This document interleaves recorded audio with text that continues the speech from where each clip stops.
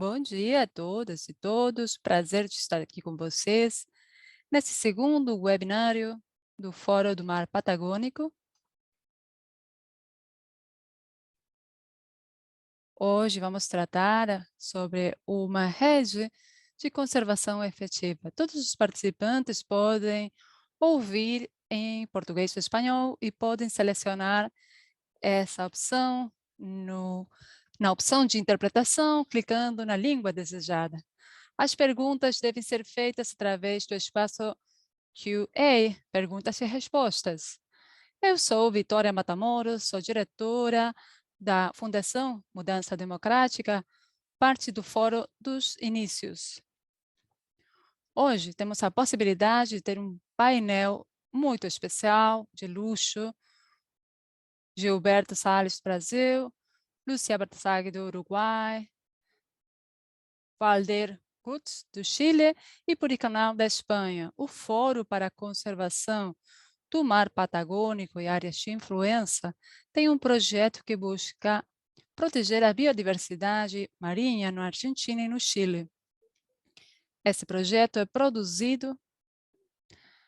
tem produzido documentos colaborativos sobre desafios e oportunidades no desenho e implementação eficaz dos sistemas de áreas marinhas protegidas. Hoje está sendo publicado no site. E agora vamos ver um vídeo sobre esses documentos. Podemos, então, assistir ao vídeo.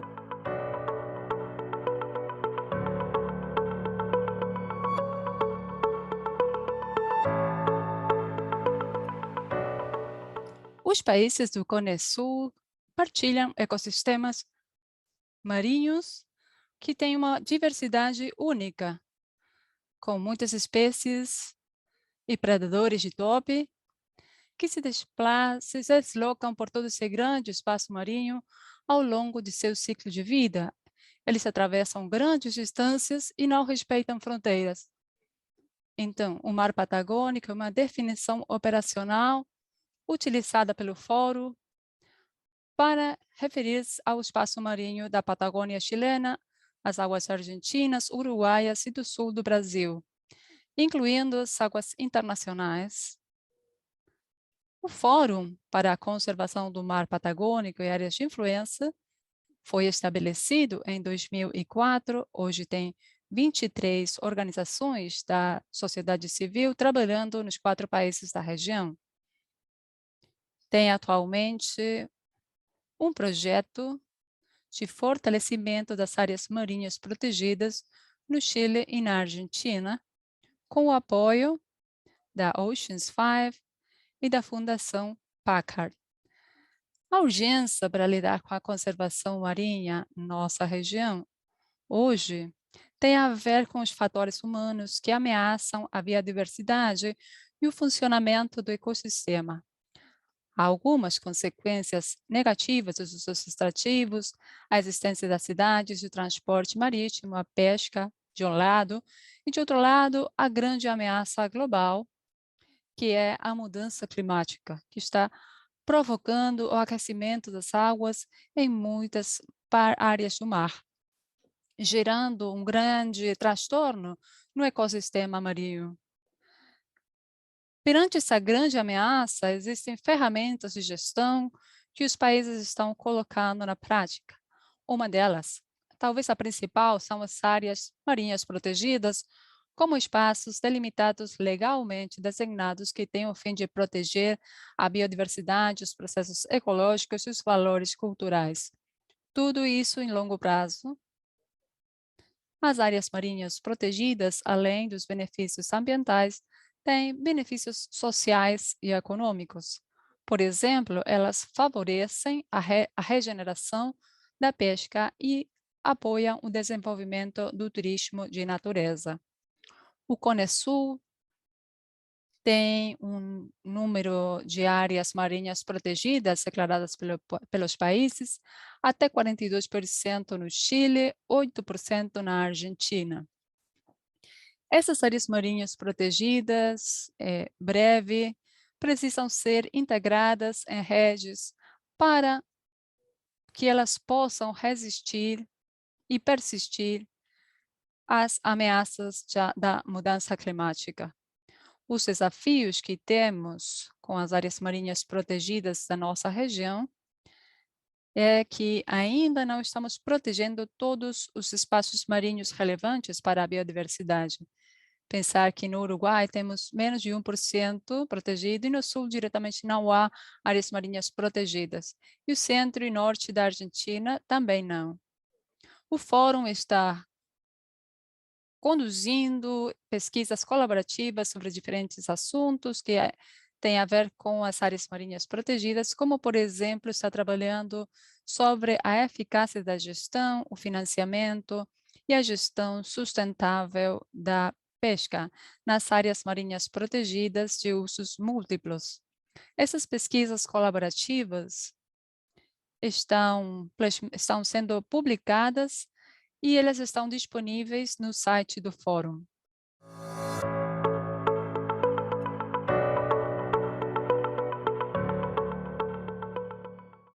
Dos anos 90, foram criadas 3 áreas marinhas protegidas nas áreas de fiordes da Patagônia chilena, que contribuíram com aproximadamente 15% da proteção do território marinho no Chile. Portanto, os membros do fórum buscaram contribuir com uma avaliação da arte sobre a implementação da gestão das áreas protegidas da Patagônia. Os resultados do estudo indicaram que há avanços relativos na gestão e implementação, porém, ainda há desafios pendentes importantes sobre fiscalização, monitoramento, integração de atores locais e financiamento. Além disso, existem algumas lacunas por cobrir, como elaboração de instrumentos para planejamento, gestão, capacidade do pessoal das áreas, fiscalização, disponibilidade de equipamentos, infraestrutura para gestão, alocação de orçamento e disponibilidade da colaboração para os usuários. Portanto, os objetivos para os quais foram criadas as áreas estão sendo cumpridos parcialmente e a biodiversidade que buscavam proteger e conservar continuam sujeitas a pressões e ameaças. Entre essas ameaças foram identificadas 3 que são transversais de alto impacto para a Patagônia: a poluição gerada por diversas fontes, pontual ou difusa, de forma difusa. A segunda é a superexploração dos recursos marinhos.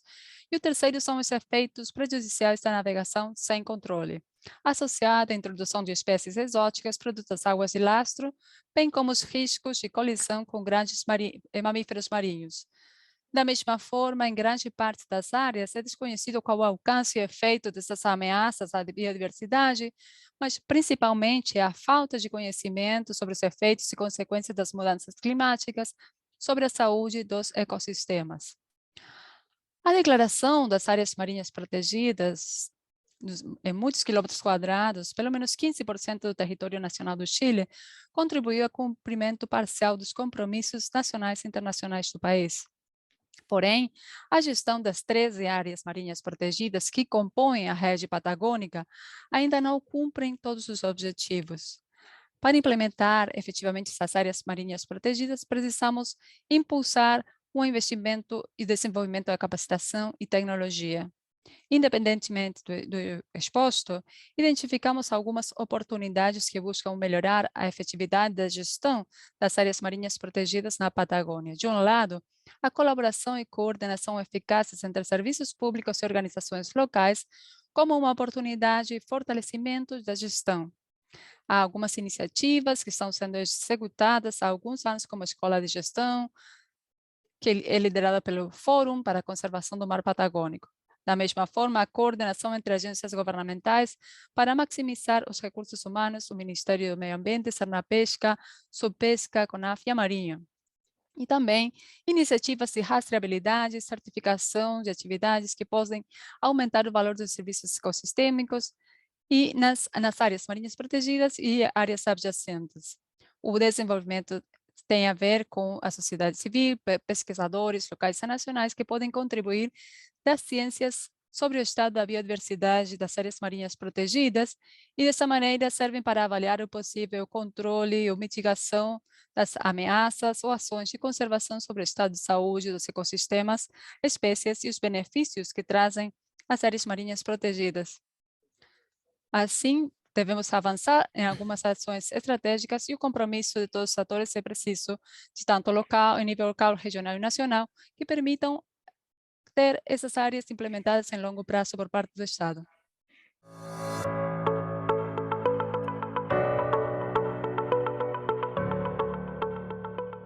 O oceano é uma fonte fundamental de prosperidade para nossas comunidades, através da manutenção de biodiversidade, da produção de alimentos, sua contribuição para a produção, manutenção de capacidade de adaptação às mudanças climáticas. Somente em 2017, no Chile, havia 16 mil empregos associados aos oceanos. E uma contribuição de 6 bilhões para o produto interno bruto do país. No entanto, a biodiversidade marinha está em risco e com ela também está em risco sua contribuição ao bem-estar humano. Em 2019, 67% das pescarias do Chile foram classificadas como sobreexploradas ou em colapso, e esses fenômenos são agravados por poluição, desenvolvimento massivo da infraestrutura costeira e a acidificação e o aquecimento dos oceanos devido à mudança climática. E tudo isso coloca uma tensão adicional sobre nossos ecossistemas marinhos, para continuarem a sustentar os benefícios que eles têm proporcionado até agora. E frente a essas ameaças, as áreas marinhas protegidas provaram ser ferramentas eficazes e com custo eficiente para a manutenção de ecossistemas marinhos complexos e biodiversificados. As AMPs tem mais biomassa do que o entorno protegido, sumidouros de carbono, a manutenção dos serviços ecossistêmicos. E é por isso que foi estimado que o investimento, os valores investidos em áreas marinhas protegidas podem se multiplicar em benefícios até 10 vezes do que investido. Mas para que as áreas marinhas protegidas possam oferecer esses benefícios, devem ser implementadas efetivamente. Foram identificados dois fatores fundamentais para a eficácia das áreas marinhas protegidas. Por um lado, que se tenha pessoal suficiente, e por outro, que seja atribuído um financiamento suficiente para a sua operação. Na verdade, o financiamento tem sido identificado como a chave fundamental para a eficácia das áreas marinhas protegidas. O financiamento no Chile, pelo menos, foi calculado hoje em menos de 10% do que as áreas exigem. Hoje podemos identificar várias oportunidades para melhorar a alocação de recursos para as áreas marinhas protegidas. Por um lado, é muito importante para melhorar a coordenação interinstitucional, para que as diversas agências que têm poderes e responsabilidades sobre as áreas possam operar mais eficientemente e solicitar financiamento de forma mais eficaz. Também é importante melhorar e promover maior participação e envolvimento dos governos locais e regionais, que são mais diretamente afetados pelos benefícios, mas também pelos problemas que possam estar associados às áreas. E, em terceiro lugar, também é importante ser capaz de melhorar a diversificação do financiamento, que principalmente virá do Estado, mas outras fontes também podem ser exploradas e acessadas, como financiamento privado, por exemplo. E, para isso, estamos trabalhando em ferramentas como a criação de um fundo ambiental público-privado, como uma instituição que pode canalizar recursos para as marinhas protegidas e melhorias na lei sobre doações que possam melhorar os incentivos para doações de terceiros para essa área. Mais de 42% da zona econômica exclusiva do Chile está localizada dentro de áreas marinhas protegidas, sendo então um dos países com a maior área marinha protegida em nível global. Além disso, o governo do Chile faz parte do painel de alto nível para uma economia oceânica sustentável, e a implementação efetiva das áreas marinhas protegidas faz parte dos compromissos assumidos como uma determinação nacional, como uma contribuição determinada para o Acordo do Paris. A alocação de mais financiamento para permitir a eficácia das AMPs é uma das ações que não podem ser adiadas como país, para que possamos cumprir e evitar uma maior deterioração dos oceanos, que são uma das nossas principais fontes de vida.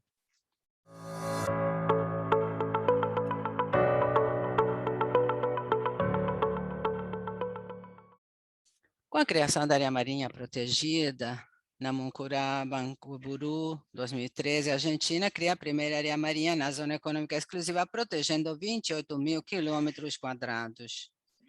Embora as atividades relacionadas à gestão tenham sido desenvolvidas desde então, foi somente em 2016 que foi criada uma dotação orçamentária para tal fim. Funciona sob a órbita da Casa Civil mantida até 2019. Em geral, esses recursos foram executados por diferentes organismos do Poder Executivo, usado principalmente para campanhas oceanográficas, reparação, adaptação de embarcações e, em menor medida, para a compra de equipamentos necessários para a pesquisa. Esses custos ligados à atividade de navegação geralmente calculam-se em dólares e permanecem relativamente constantes ao longo do tempo.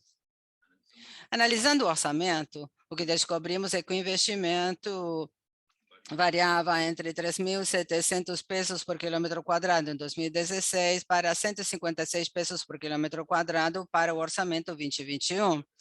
Isso significa que o investimento por quilômetro quadrado passou de 283 dólares para 1,86 dólares.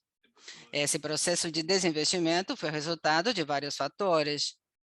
A diminuição do orçamento nacional anual destinado à gestão das áreas protegidas, a desvalorização do peso em relação ao dólar americano e, em paralelo, o aumento da área protegida para 130 mil quilômetros quadrados.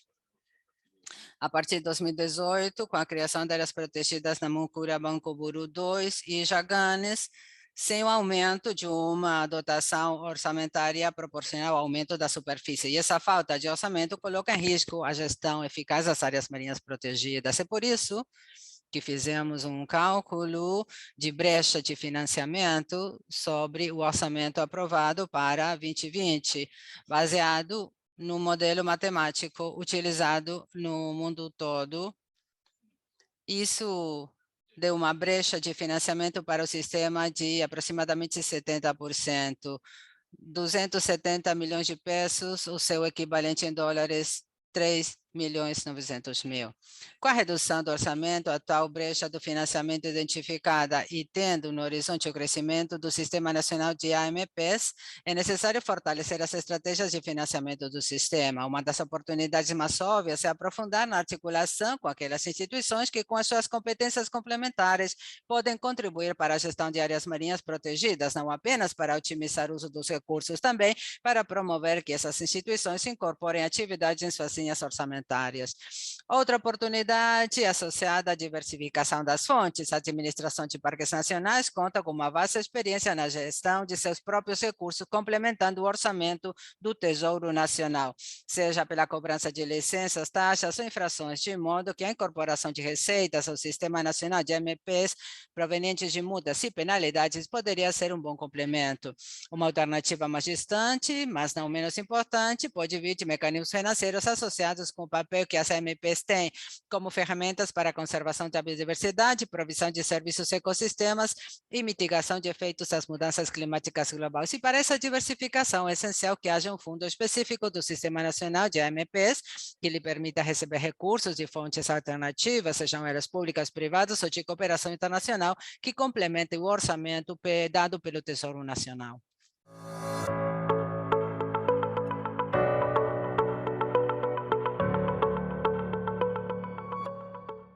É essencial que a pesca em reservas marinhas nacionais seja desenvolvida no âmbito da abordagem ecossistêmica, reduzindo as interações com as espécies não alvo, o descarte e o impacto sobre os ecossistemas.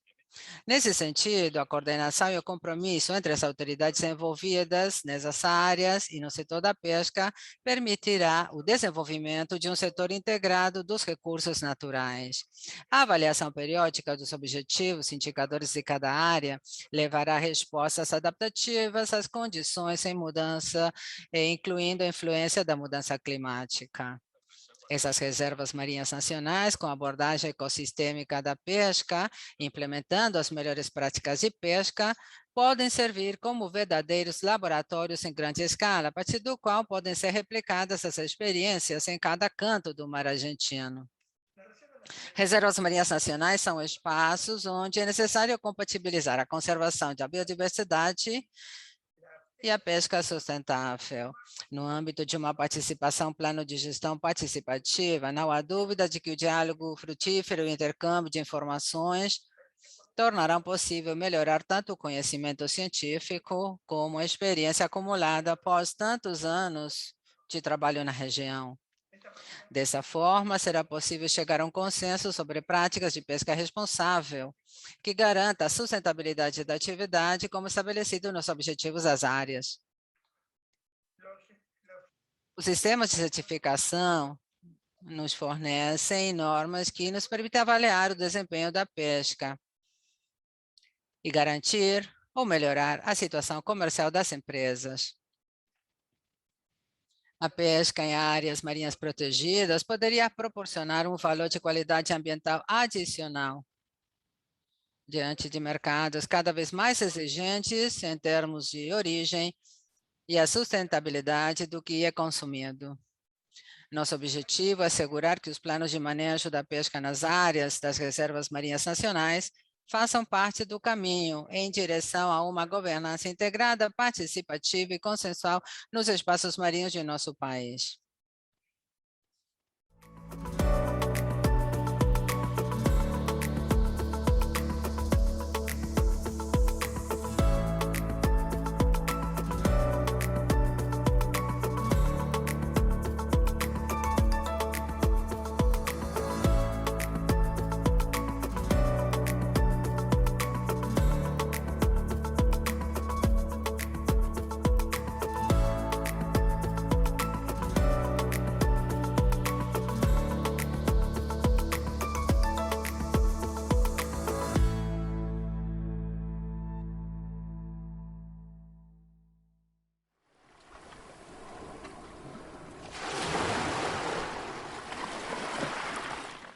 Muito obrigada a todos os expositores por ter lembrado a importância das AMP, a participação dos atores envolvidos nelas para a conservação e manutenção e para o financiamento, para a sustentabilidade delas.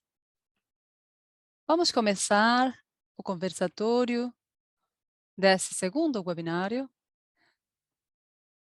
Temos o agrado de apresentar os palestrantes de luxo que formam parte da palestra de hoje. Estão presentes Valdemar Coutts, diretor de Meio Ambiente e Assuntos Marítimos do Ministério das Relações Exteriores do Chile.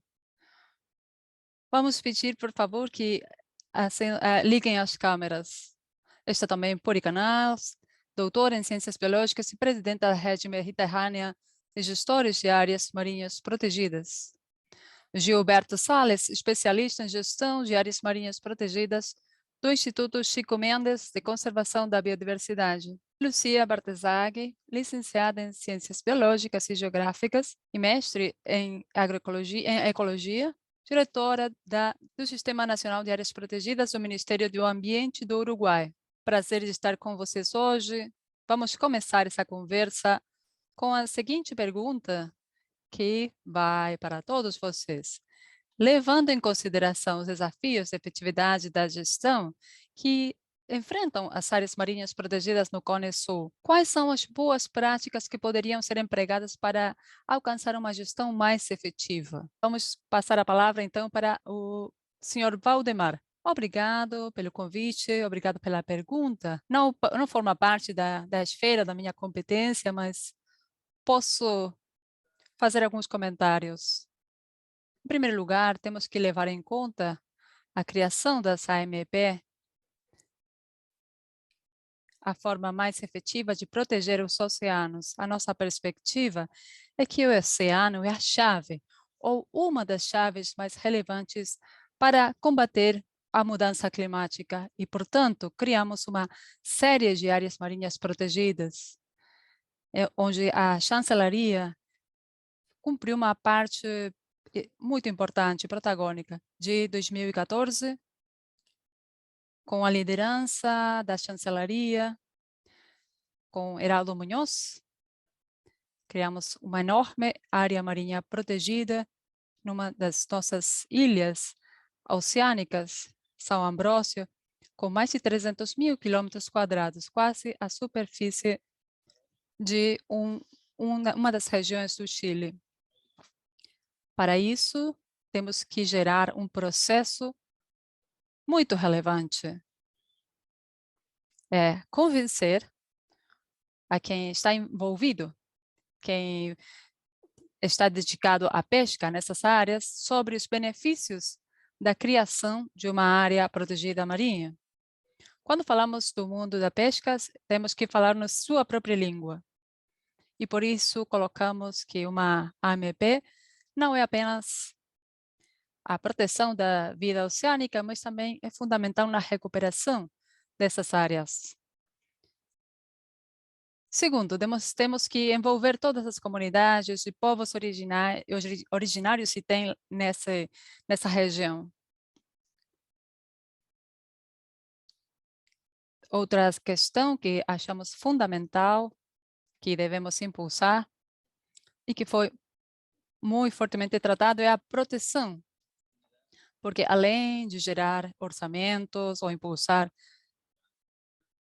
orçamentos para a Marinha do Chile, quem faça de guardiã da costa, sabendo, conhecendo a enorme proporção da nossa área econômica exclusiva, a 10ª em nível mundial, não é suficiente para patrulhar o oceano ou patrulhar na parte aérea, mas essa proteção deve ser efetiva.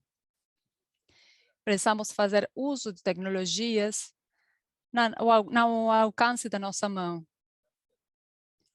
com aplicações satelitais, drones, tudo o que estiver ao nosso alcance. O custo, logicamente, tem um custo, mas o que estamos perdendo pela pesca ilegal, o econômico, é compensado. Em 2017, o Cernapesca estimou perdas por 300 milhões de dólares. Se formos contrastar isso com as alianças e as empresas públicas satelitais, como nós tentamos fazer, isso não é nada. Então, a questão econômica está lá. Também temos outra questão importante do ponto de vista da Patagônia. Penso que devemos melhorar a representatividade biológica. Temos grandes áreas marinhas protegidas ou ilhas oceânicas, em várias ilhas, como Juan Fernández, Rapa Nui, mas acho que também devemos melhorar a representatividade biológica, criando mais áreas marinhas protegidas costeiras. E é por isso que eu celebro a criação da área marinha protegida no Golfo de Corcovado, que conta com um bom manejo, mas também com financiamento. Vou deixar isso por aqui. Obrigado. Obrigada, Valdemar. Quem gostaria de continuar, por favor? Puri, pode falar. Quero agradecer o convite. Cumprimentos do outro lado do oceano. Como a pergunta está formulada pensando no Cone SUS, não sou a melhor indicada para falar sobre essa área, porque eu desconheço muitas coisas sobre isso, mas quando vocês fizeram a apresentação do vídeo, se eu tivesse ignorado da área que vocês estão falando, eu teria me sentido à vontade de qualquer forma, porque isso tem a ver também com o Mediterrâneo, com o Atlântico, por exemplo, que estamos trabalhando no projeto de governança do Oceano Europeu. E gostei muito da análise que vocês fizeram, porque tinha ao mesmo tempo a crítica colocada nos objetivos, o que tínhamos que resolver, mas também apontava para múltiplas soluções. Então, qual é a boa prática que eu gostaria de sublinhar?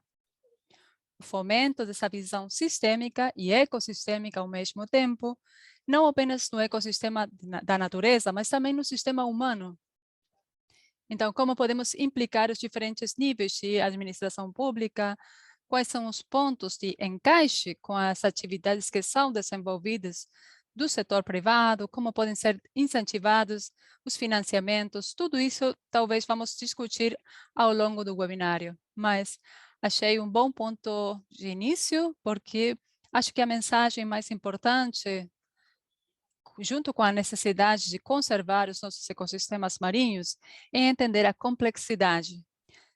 Se não aceitamos essa complexidade, não entendemos e não a comunicamos adequadamente, é difícil que as pessoas aceitem as medidas para encontrar as soluções.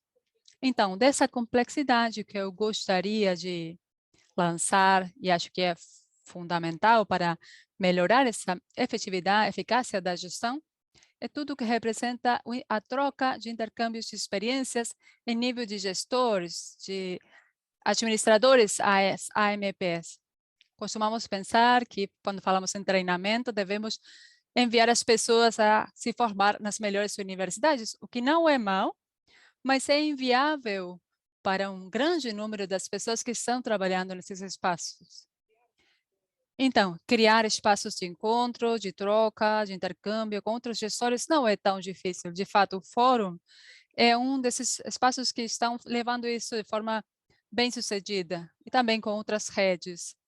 Não vou falar com detalhe no Mediterrâneo, inclusive com as diferenças idiomáticas, de religião, de cultura, desenvolvimento. Esse espaço de encontro é realmente um ponto de apoio super importante para que os gestores possam aplicar soluções nesse manejo que não conheciam ou que não tinha vindo às suas mentes. Então, essa é uma forma rápida de melhorar e estão incluindo muitos aspectos de monitoramento científico, demonstrar resultados, o que implica ter uma boa gestão ou não tê-la. E esses resultados não são apenas ecológicos. Devemos mostrar também os impactos socioeconômicos para que a sociedade veja o valor de ter esses valores de uso e de exploração e de forma positiva para toda a sociedade de diferentes âmbitos. Eu gostaria só de apontar isso sobre a complexidade e o importante agora é tecer um entramado e compartilhar esses conhecimentos e muitos mais sejamos os beneficiados não apenas no Cone Sul, temos espaço também para partilhar espaços oceânicos muito mais amplos. Obrigada. Por importante que você comentava no início, se você não tivesse sabia do que estávamos falando do Cone Sul, era a mesma coisa, era válido para qualquer outra região. Isso está dizendo que o mar é um só e que a humanidade também é uma só. Os defeitos que temos são compartilhados, então devemos começar a compartilhar mais as capacidades e as virtudes. Mas alguém, Lucia, Gilberto, gostariam de fazer um comentário? Bom, Lucia. Bom dia a todos, muito obrigada pelo convite, para convidar o Uruguai a esse webinário. Eu sou o rosto visível, mas detrás de mim há uma equipe de técnicos que contribuíram para que hoje eu esteja aqui.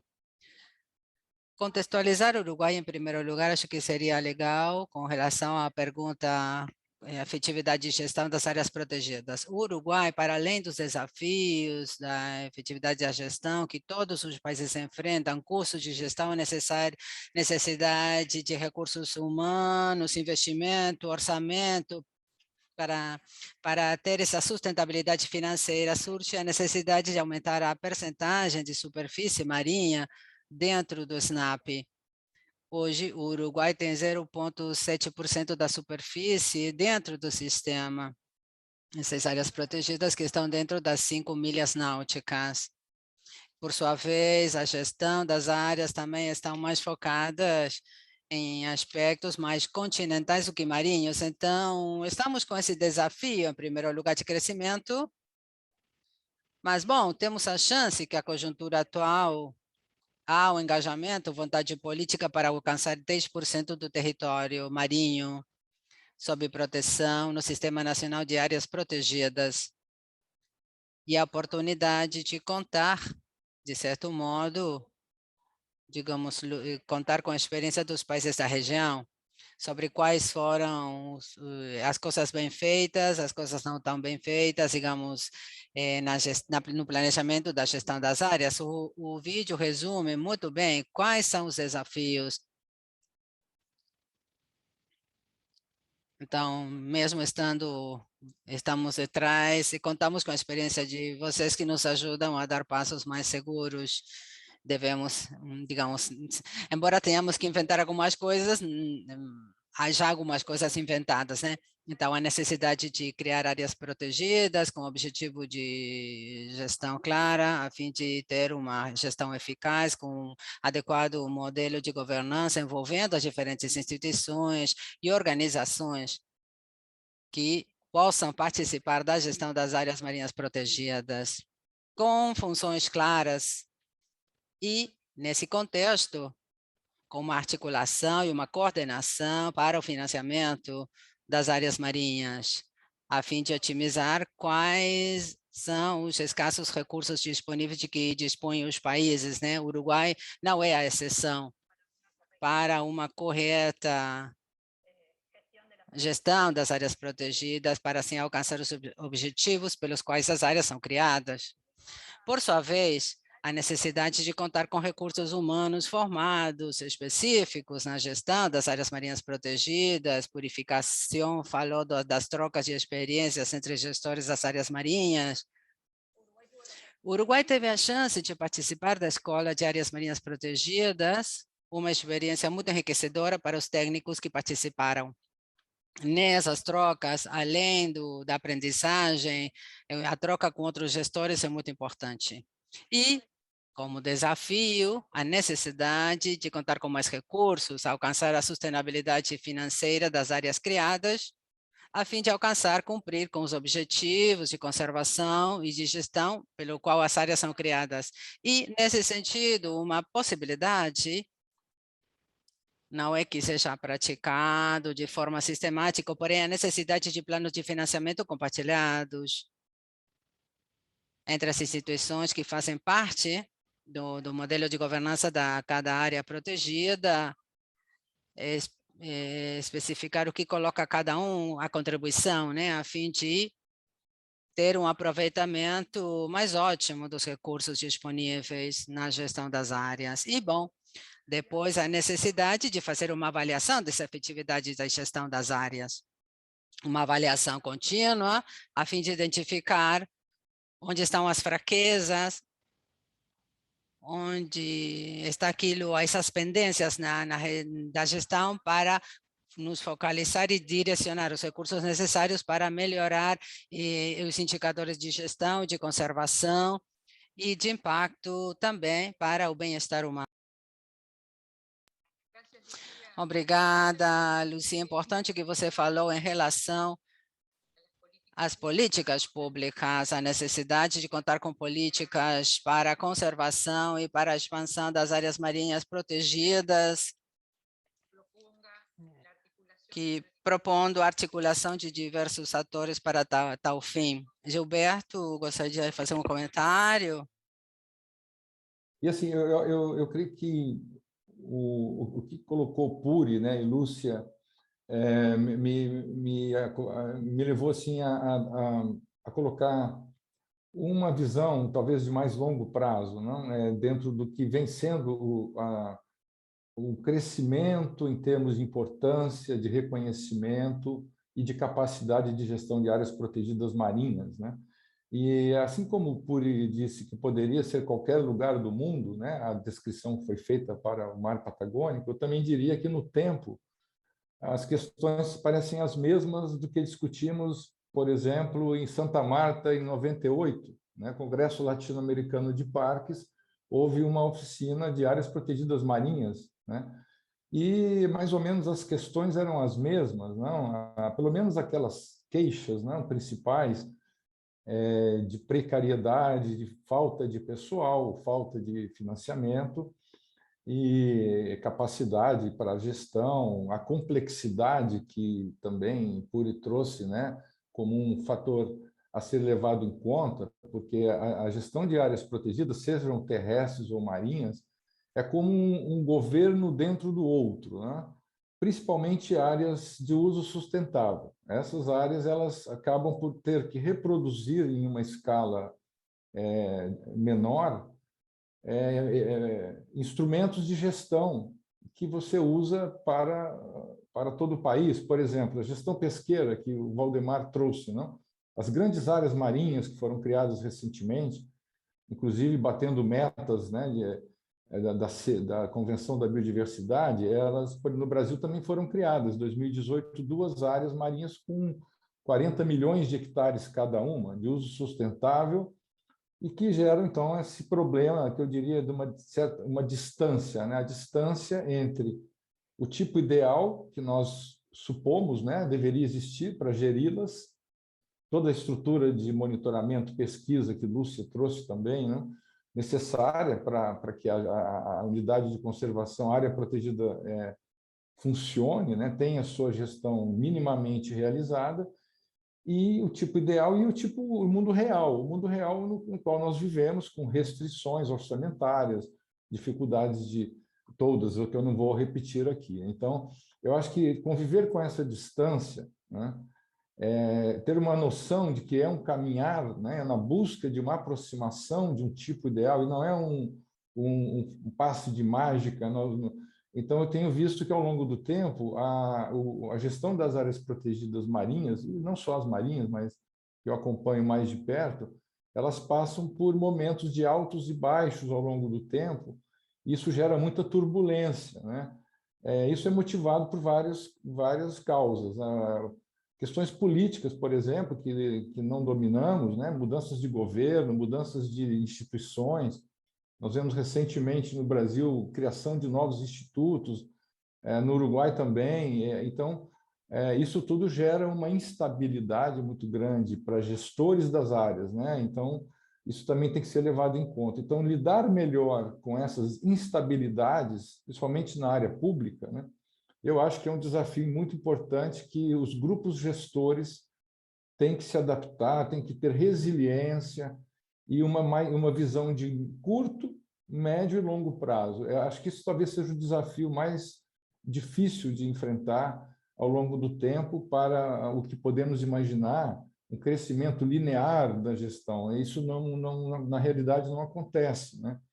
Então, você tem esses momentos de mais gestão, mais recursos, mais capacidade, outros menos, e eu acho que isso gera uma dificuldade muito grande para o estabelecimento, como nós pressupomos, né? Nós supomos que uma área esteja implementada, funcionando bem, isso são condições muito difíceis de se alcançar. Então, nós lidamos basicamente com uma angústia, né, que é ficar buscando esse tipo ideal em situações reais que não necessariamente contribuem para isso. Então, acho que esse desafio é mais no sentido de que as equipes, né, e suas entidades parceiras consigam se adaptar nessas turbulências, né, ao longo do tempo, e, ao mesmo tempo, caminhar na direção sempre do tipo ideal, de uma gestão mais efetiva, lidando com todos os desafios que já estão aí, né? Como eu falei no início, uma área protegida bem gerida de maneira satisfatória, é muito complexo, né? Depende de muitas estruturas, de muita capacidade. Criar capacidade de gestão leva tempo, então, por isso que uma certa estabilidade das equipes ao longo do tempo é fundamental para que você crie aprendizado, inclusive possa trocar, né, intercambiar aprendizado, que é o espírito das redes, né? As redes são fundamentais, mas elas também drenam energia, né? Então, participar de uma rede também pressupõe dedicar uma energia para isso, e nem sempre as áreas protegidas têm essa energia potencial. Então, talvez seja também um dos problemas quando a gente busca, né, o estabelecimento de uma rede, a capacidade, em termos de energia, de cada área protegida de se dedicar à rede. E, nesse ponto, eu só queria fazer um comentário também, tomar cuidado com as burbujas, não? As bolhas, né, em português, que acontecem quando há financiamento internacional, cooperações que, num determinado momento, trazem muita capacidade financeira, de pessoal, ferramentas sofisticadas de gestão, muitas das vezes importadas do norte, né, para o sul, que é a nossa história científica e técnica, mas que não tem a capacidade de operá-las, né? Então, eu creio também que isso é algo a ser levado em conta. Basicamente, essas minhas observações iniciais. Importante. Obrigado, Gilberto. Importante frisar do seu comentário que as áreas marinhas protegidas, elas são áreas de uso sustentável, e a importância de ter clareza nos instrumentos de gestão nesses cenários tão complexos como os 4 comentaram, e também a importância desse olhar de atores vários para essas AMPs. Vamos passar para uma segunda pergunta. Quais são os mecanismos que podem ser empregados para atingir um maior financiamento nos setores de áreas marinhas protegidas? Quem tem a palavra?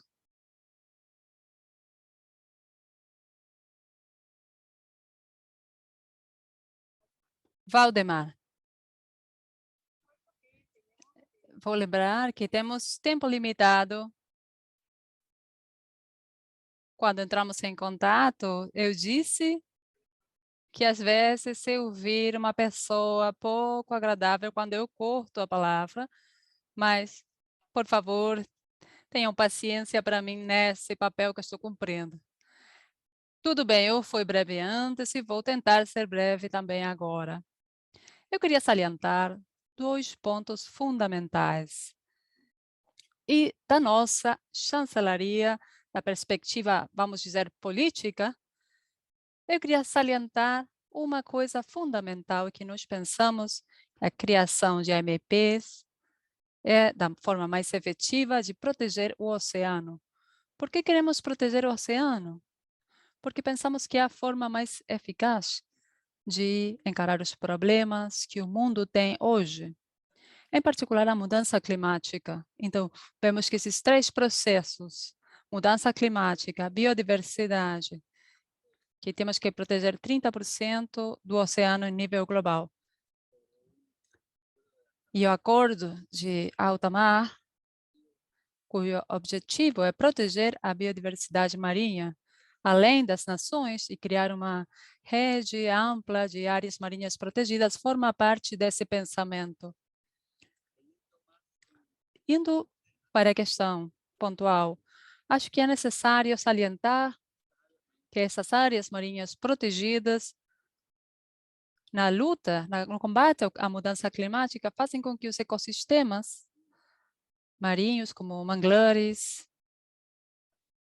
as marismas, são até 10 vezes mais efetivas no como sumidouros de carbono. Penso que, então, o combate à mudança climática tem que ir junto com a proteção dos oceanos e a proteção das florestas. E também salientar, como colocaram alguns de vocês, é preciso ter uniformidade no que entendemos como AMP. Devemos criar padrões comuns. E por isso eu gostaria de pôr de relevo o lançamento há algumas semanas de um guia de áreas marinhas protegidas. Um guia impulsado pela Universidade de Oregon, por National Geographic, e uma série de outras organizações e universitárias ou institutos universitários, com a ideia de fazer um mapeamento e avaliar as áreas protegidas em todo o mundo, melhorar a cooperação entre institutos e organismos públicos sobre esse assunto, para criar uma colaboração o mais inclusiva e extensa possível, entregando clareza e também novas evidências científicas sobre onde estamos hoje em matéria de áreas marinhas protegidas. Isto é, este guia é uma ferramenta prática para orientar, planejar, implementar e monitorar as AMPs, e isso é o que eu queria salientar, porque é precisamente o que alguns de vocês disseram, que existem diferentes visões, e penso que pela importância que elas têm, para a biodiversidade, o combate à mudança climática e para gerar e recuperar peixarias. É importante que em todo o mundo concordemos sobre alguns padrões. Muito obrigado. Obrigada, Valdemar. Puri. Essa é uma pergunta que permite respostas em múltiplos níveis. Eu gostaria de comentar sobre alguns desses pontos. Primeiro, sobre o quadro. Nós não escolhemos o contexto. O contexto tem vários condicionantes e, como o senhor Coates disse, temos um contexto em que temos que atuar, agir. E ele vem de fora. E, por exemplo, nesse contexto, é fundamental o desafio em nível governamental, na internacionalização dos custos e benefícios que os serviços ecossistêmicos entregam, em particular o oceano. Isso não forma parte do nosso modelo de contabilidade e lá está o desafio para financiamento. Porque se isso estivesse contabilizado adequadamente, não teríamos a necessidade de ir buscando dinheiro para tentar fazer as coisas mais básicas. É questionável porque temos um sistema econômico baseado apenas no benefício de uma parte do sistema, esquecendo, deixando por fora tudo o que tem de negativo. Isso devemos lembrar e, ao mesmo tempo, ser hábeis, identificando ferramentas de financiamento para hoje e amanhã, porque as necessidades não vão desaparecer e vão ir degradando as nossas áreas marinhas protegidas, mas temos que fazer também um processo de sensibilização e educação à sociedade e particularmente os governos para ter incidência nesses modelos econômicos. E na mudança climática isso é mais do que evidente. Eu me lembro que durante a COP da mudança climática em Nairobi, em 2006, foi apresentado o relatório STER. E aquele relatório, em 2006, não estou falando de um mês atrás, estou falando mais de 15 anos atrás. Aquele relatório apontava que os custos de não agir contra a mudança climática, os cálculos naquela hora seriam diferentes, mas é o custo de deixar a biodiversidade de lado. Isso vai junto, não podemos dissociar. O planeta não dissocia nada. A parte biológica é relacionada com o clima e vice-versa. Então, se não agirmos, o custo vai ser muito maior. Essa mensagem devemos lançar todos os dias, toda hora, em todos os fóruns, porque vou colocar um exemplo do outro lado do Atlântico. Eu moro 90 quilômetros de Barcelona, do aeroporto. Ainda hoje estamos tendo uma discussão sobre a ampliação do aeroporto, implicando a eliminação de uma área úmida. Para os sistemas econômicos da Catalunha e na Espanha, não é um problema. O problema somos os ecologistas. Não, desculpem. É um modelo econômico que ignora que depende desses sistemas naturais, tanto se você for ecologista, ou petroleiro, ou religioso, ou se você sobe a montanhas. Você vai precisar disso. Se você não vê isso, você tem um problema. E quem não sabe comunicar isso também tem um problema. Então, temos que passar essa mensagem. É um desafio de financiamento muito importante, mas, de outro lado, queria comentar que há ferramentas que existem e que devemos utilizar. Nesses últimos anos, estivemos trabalhando muito no desenho e estabelecimento de fundos fiduciários específicos para manejo de áreas marinhas protegidas. Por exemplo, no Mediterrâneo, Medfond, com o apoio e suporte de Medpan, com o apoio do Príncipe Alberto de Mônaco, e hoje esse fundo está dando apoio direto a gestores em áreas onde não há suficientes recursos. Mas é importante que isso não se torne dinheiro de graça. Tem que ter uma corresponsabilidade com o gestor e com os governos, porque não é uma questão de ajuda à cooperação clássica, mas de ajuda à consciência em determinado contexto da importância desses ecossistemas, de gerenciá-los adequadamente. Então, tem que servir para motivar mais, estabelecer mais fundos públicos, tem que ser um modelo com múltiplas entradas e com múltiplos rendimentos. É complexo, mas temos que avançar nesse sentido. E hoje, por exemplo, na América Latina, não é tão comum na Europa ter fundos, mas na América Latina há muitos exemplos de fundos que vão diretamente dirigidos à proteção marinha, e em particular às AMP. De fato, agora, em paralelo com esse evento, estou participando em outro da REDLAC, da Rede Latino-Americana de Fundos Fiduciários para a Conservação, que trabalham particularmente nisso. Então, apenas para falar sobre isso, no quadro do projeto de governança dos oceanos, identificamos o interesse em trabalhar numa aliança entre as redes de gestores de áreas marinhas protegidas e os fundos fiduciários. Por quê? Porque um dos problemas que costumam ter os doadores, especialmente quando estamos falando em grandes doadores, é a confiança sobre quem vai fazer uso final desse dinheiro e os resultados que vão obter sobre conservação de ecossistemas e espécies.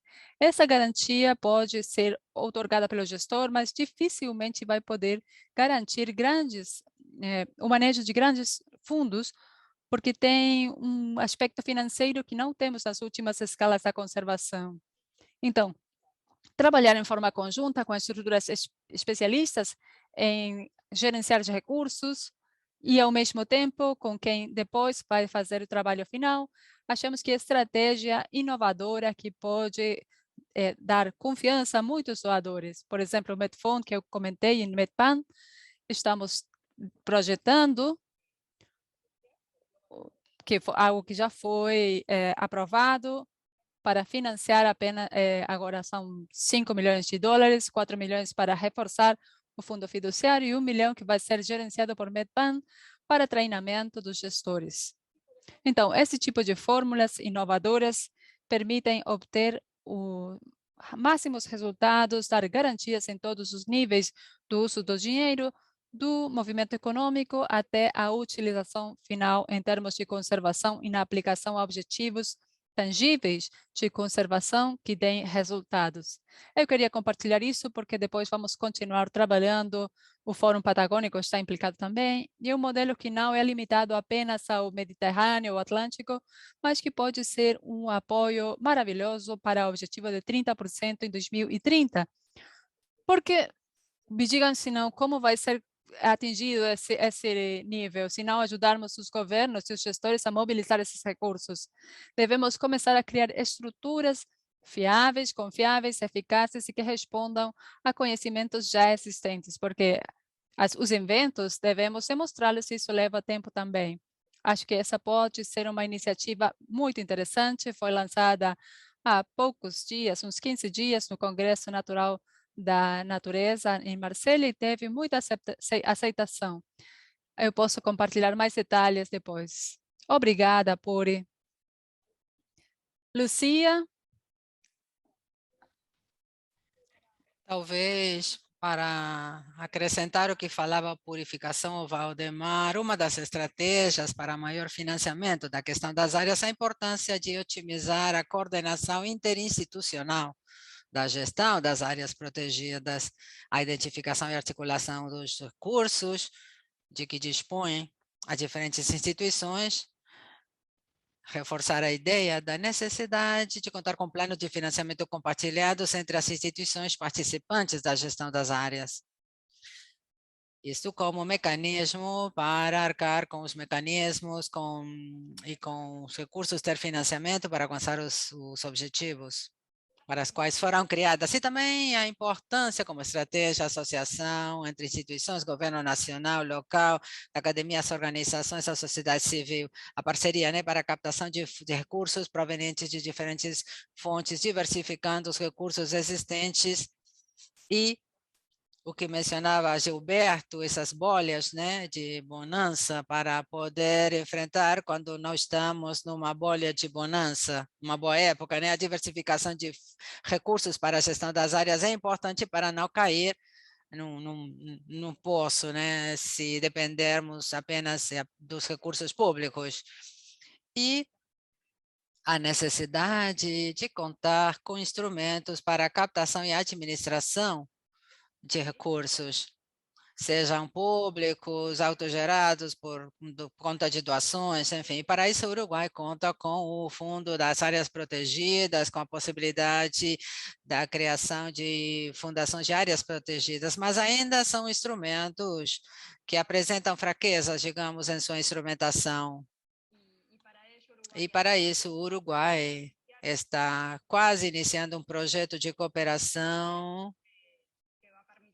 que permitirá fortalecer as ferramentas, tendo uma sustentabilidade financeira, porque essa é uma temática importante das AMPs, sua sustentabilidade, e manter os financiamentos, né? A importância da prestação das contas, quais são os benefícios que as áreas protegidas geram para também poder ter a sustentabilidade financeira, né? Se a gente explica quais são os benefícios, quais são os resultados do investimento feito na gestão, é possível garantir, ou pelo menos estamos na linha de poder justificar os custos requeridos, né, para a gestão das áreas protegidas. Bom, um pouco a reflexão é nesse sentido. Obrigada, Lucia. Gilberto, você gostaria de adicionar alguma coisa? Sim, somente para trazer uma reflexão em relação às dificuldades de cumprir esse enlace, né, essa ligação entre fundos. Então, há recursos no mundo. Aliás, hoje, com a financiarização da economia, há muito recurso, né? E há muita demanda. Então, nós temos, a princípio, uma solução possível, né? Os fundos fiduciários, que o citou, não, o exemplo que estão fazendo, de aproximar, pelo que eu entendi, aproximar mais os fundos e os seus doadores dos órgãos gestores, dos gestores das áreas. Que essa é uma dificuldade muito grande, que eu acho que depende muito de uma capacidade da administração pública em cada país adaptar seus procedimentos e regras, porque isso gera muita dificuldade, né? Então, em resumo, há dinheiro, há demanda, e os mecanismos para que esse dinheiro chegue nas áreas protegidas com uma certa autonomia dos gestores, nesse meio nós temos grandes dificuldades burocráticas, de cultura dos países, normativas. Então, com uma visão assim da administração pública em si, né, que talvez seja uma coisa que eu posso contribuir, porque vivo dentro desse mundo há muitos anos, né, nós temos muitas dificuldades. Então, eu creio que o maior desafio neste momento não é falta de recursos e nem falta de problemas e de demanda, é a falta de instrumentos normativos, administrativos, que possibilite o fluxo desses recursos de maneira a criar confiança, como a Puri citou, né? E para evitar essas instabilidades, né, que a Lucia também mencionou, né, nossas dificuldades em termos de governos não dependem só de um planejamento de longo prazo, existem turbulências políticas e muitas coisas. Então, acho que aí está a maior dificuldade em mantermos núcleos de gestão de áreas protegidas com uma certa estabilidade e regras administrativas para que os recursos possam ser utilizados nessas áreas e criar confiança para que os fundos fiduciários, que eu acredito que é uma tendência no mundo todo, possam fazer o seu papel. Então, em geral, só para finalizar, esses fundos vêm de outros países, vêm de cooperações internacionais, também geram uma certa desconfiança em alguns casos, existe toda uma aceitação, né, de que isso é bom ou não. Ultrapassado isso, eu creio que restam as dificuldades administrativas e legais, né, normativas, que nos nossos países, na região, pela cultura que temos, são, às vezes, intransponíveis. Isso gera muita dificuldade para que o recurso chegue nas áreas e seja utilizado de acordo com a necessidade de cada uma. E cada área tem a sua equação, cada área protegida vai ter a sua equação, vai ter a sua capacidade de mobilizar recursos de várias fontes. Então, não é uma receita de bolo, mas acredito que os elementos principais estão aí e a gente pode caminhar muito bem nos próximos anos com essa conexão maior entre recursos e as demandas. São os quatro, né? os palestrantes. Existem diferentes ferramentas, a diversidade de fontes de financiamento, ou esta ferramenta do fundo fiduciário, porém, a importância da transparência na gestão para que os recursos de diferentes fontes possam chegar às áreas marinhas protegidas. É muito importante o que vocês acabaram de apontar. Muito bem, vamos então a uma outra pergunta, que ela diz: como tornar compatíveis as atividades pesqueiras e objetivos de conservação das áreas marinhas protegidas de usos múltiplos.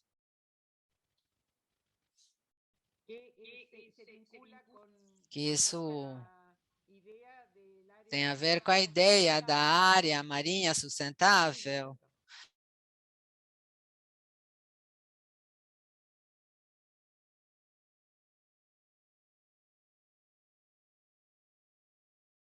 Gracias. Mira, yo Tudo bem, obrigada. Nessa pergunta, eu acho interessante compartilhar, e com certeza vocês têm experiências equivalentes. E a questão da necessidade de que esses processos que têm a ver com a conservação sejam compartilhados e não percebidos como uma coisa imposta, né? Por parte das comunidades de pesca. Então, falar em pesca é falar em mundos múltiplos. Temos tendência à conservação, a gente pensa em pesca, não é a mesma coisa uma pesca artesanal em países de desenvolvimento do que num país desenvolvido, do que uma pesca industrial, e dentro de cada uma delas há múltiplas variáveis. Então, falar em termos gerais é um pouco arriscado, mas o diálogo é inevitável, né, em todos os casos, e a coparticipação, no final das contas, na tomada de decisões, é importante. E na Catalunha, vou falar um exemplo, há uma pescaria, Dinamodites cirevius, é um peixe pequenininho, que se vocês estiveram no litoral do Mediterrâneo, é um peixe que é muito consumido, um peixe muito valorizado, e estava, digamos, começa um processo de negociação, administração público de Catalunha, cientistas do âmbito da pescaria ou da pesca, ONGs e os pescadores. Foi iniciado um processo de cogestão dessa pescaria, onde era compartilhada a informação. O resultado foi incrível. Estamos mostrando em grandes eventos internacionais, todo mundo está feliz. O mais importante é que os peixes, a pescaria, digamos, houve uma recuperação que estava quase extinta e agora dá benefícios, é viável ecologicamente. Eu não sei se isso pode ser levado aos diferentes contextos, é bem provável de que não, mas dá algumas orientações sobre a importância de trabalhar conjuntamente, de conquistar a confiança dos outros nas ações que devem ser tomadas.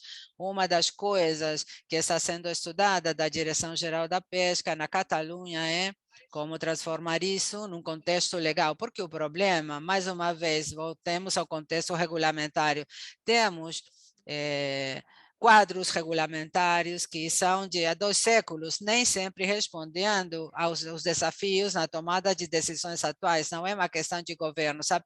E sim de governança, que precisa de mais atores envolvidos. Nesses novos modelos de governança, é importante desenvolver quadros legais que permitam e os acolham, porque no momento que surge um problema, todo mundo vai sair prejudicado. O desafio é como articular isso dentro de um quadro legal que permita estabelecer como referente. Eu queria comentar isso como uma das questões, em alguns casos, com bons resultados, e outras coisas, por exemplo, sair desse clássico mundo da regulamentação pesqueira ou do mundo da conservação. Não, temos outras ferramentas, às vezes esquecemos.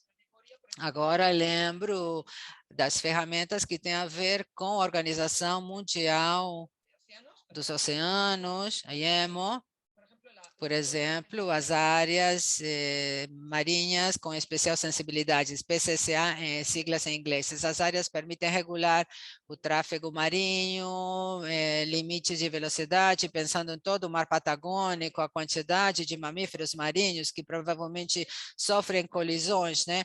Há áreas onde a pesca não é o que gera mais problema, mas sim o tráfego marítimo, as próprias embarcações pesqueiras. Então, pensar em toda uma série de ferramentas complementares que podemos utilizar para ter múltiplas formas de agir em benefício dessa conservação, sem necessidade de dizer, olha, aqui não se entra, não mexe nada, há áreas, no take, no go, há áreas onde não devemos ingressar, mas há áreas onde é possível pescar e devemos evitar os efeitos colaterais desse tráfego, por exemplo, dessas artes da pesca e utilizar todo esse tipo de quadros legais múltiplos que vão além do mundo pesqueiro e do mundo da conservação. Obrigada, Piri. Gilberto, você levantou a mão? Somente porque esse é um tema que eu vinha pensando muito como, né, tratar nesse espaço aqui. E uma coisa que me chamou a atenção é a dificuldade de lidar com as vantagens de ser uma área protegida para a gestão pesqueira. Quais vantagens? E Guilherme falou no vídeo anteriormente, né, do laboratório para a gestão pesqueira. E isso, eu creio que é importante, né? As áreas protegidas, ao fazer gestão pesqueira, aquelas que permitem a gestão pesqueira, a pesca, elas acabam por ter que reproduzir as ferramentas de gestão pesqueiras que ocorrem em outra, né, de uma forma geral. Então, acho que lidar com o problema da escala, né, você tem regras gerais de pesca e, de repente, você cria uma área protegida, principalmente essas maiores, grandes áreas, onde a pesca entra e sai, as espécies também, horas são residentes, horas são espécies migratórias. Então, lidar com essa dificuldade da escala, a gestão pesqueira nacional, as regras internacionais, né, em alguns casos, pesca do atum, por exemplo, existem princípios e normas internacionais de pesca de atum que o país é induzido a obedecer, e você tem a escala das áreas protegidas em si.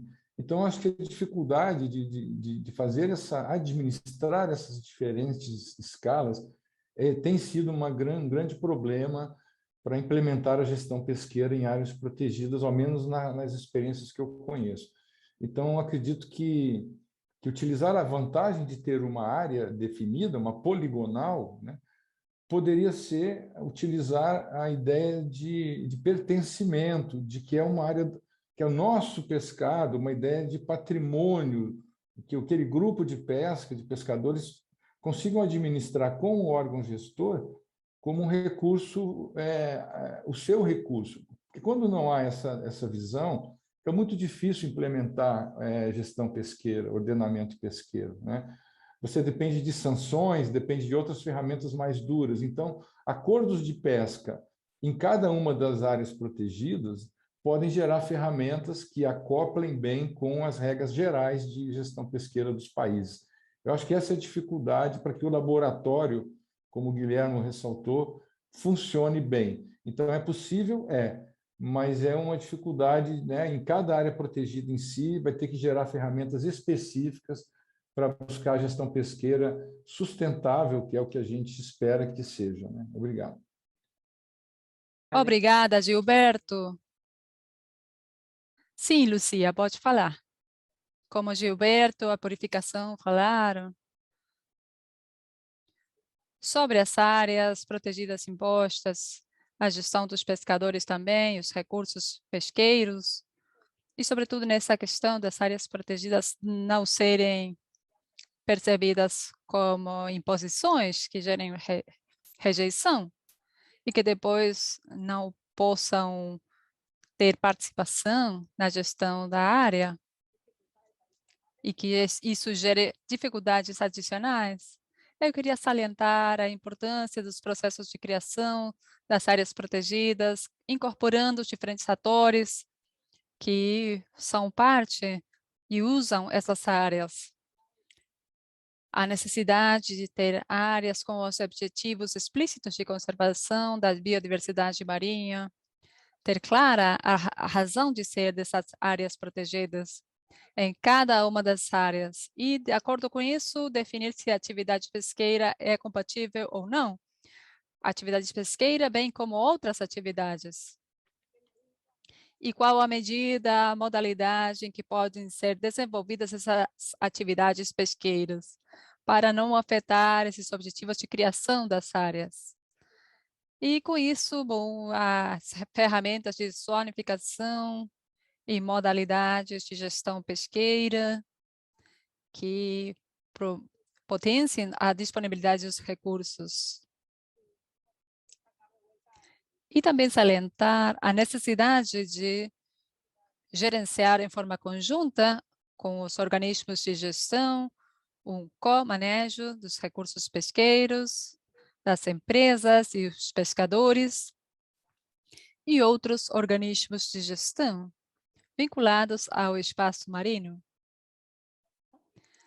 E também o vínculo da criação das áreas, o planejamento das áreas e a gestão com espaços maiores, nesse quadro do planejamento espacial marinho, buscando que as áreas marinhas estejam inseridas em paisagens marinhas sustentáveis, compatíveis com determinadas atividades, sob determinadas modalidades, com a conservação da biodiversidade. Nesse sentido, Uruguai, na experiência de desenvolvimento de AMPs continentais, onde a propriedade da terra é praticamente privada, temos ampla experiência nesses processos de criação de áreas que requerem de chegar a acordos, estabelecer a compatibilização dos usos com a conservação da biodiversidade. E para cada área protegida, há um esquema ideal, de acordo com o que buscamos conservar, e a produção de cada zona, e consideramos que no espaço marinho, o caminho seria o mesmo, sobretudo em áreas com usos permitidos. É isso. Obrigada, Lucia. Sim, Valdemar, pode falar. Serei breve. Eu queria salientar um assunto que considero relevante sobre o financiamento. Como alguns colocaram em relevo essa construção das soluções baseadas em natureza e a resiliência dos ecossistemas. Esses ecossistemas marinhos, é claro. Mas se pensarmos que buscar financiamento para soluções baseadas em natureza continua sendo baixo, muito baixo, acreditamos que é importante salientar a criação de uma mudança de paradigma, no sentido de que precisamos contabilizar a valorização dos ativos azuis, identificando a necessidade de investimentos e gerando incentivos necessários, transversais, nesses assuntos. De outro lado, a pergunta que você fez, acho que todos os atores devem participar nessas conversas. Se pensarmos que as áreas marinhas protegidas protegem biodiversidade, são fundamentais na recuperação de peixarias e também são elementos fundamentais no combate à mudança climática. Penso que há diferentes tipos de áreas marinhas protegidas em que todos quem são envolvidos cumprem um papel. Por exemplo, nós, de chancelaria, estamos envolvidos na criação de áreas marinhas protegidas de Rapa Nui, que tem um povo originário. Então, não apenas criamos uma área marinha protegida, mas também demos os passos ao povo Rapa Nui para que pudesse continuar com a sua pesca tradicionais.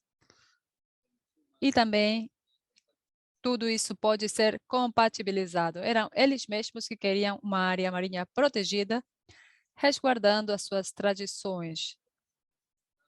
Não sei se vocês sabem, mas na área de Rapa Nui há muita pesca de atum, em torno de 200.000.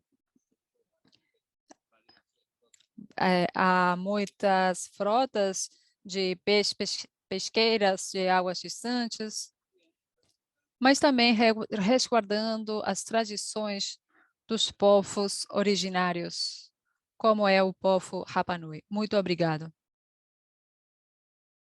Obrigada, Valdemar. Temos algumas perguntas dos participantes sobre ideias e conceitos que foram aparecendo através das perguntas que fizemos. Por exemplo, há uma que diz: quais são os desafios do trabalho em rede ou de articulação entre os diferentes atores em torno às áreas de conservação? E talvez poderíamos vincular isso com quais são os desafios do trabalho em rede para a conservação e uso das áreas marinhas protegidas, com uso sustentável e para a gestão. Quem de vocês gostaria de responder a isso? Puri, pode falar. Eu não posso parar de falar quando estamos falando em rede. Eu acho que é um conceito muito importante para todos que estamos abordando aqui, todos esses assuntos.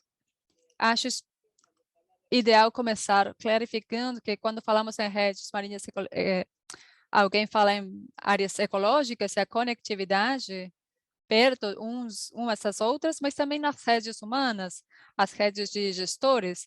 E acho que as redes humanas têm que começar antes do que as outras, porque se os humanos não somos capazes de trabalhar juntos, estar de acordo, vai ser difícil designar áreas marinhas protegidas, porque não vamos ter uma gestão que permita essa conectividade em longo prazo.